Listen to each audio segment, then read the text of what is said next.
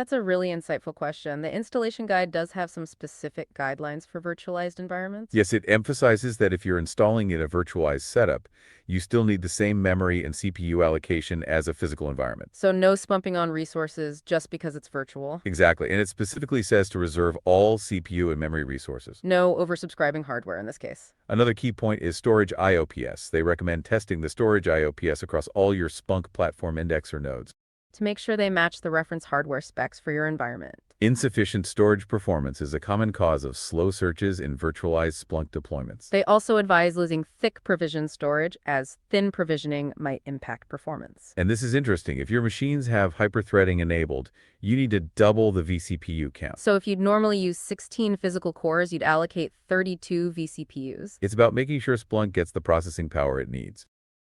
So in short, same resource needs as physical, reserve everything, check your storage, and account for hyperthreading. Good stuff to keep in mind for optimal performance in a virtualized setup.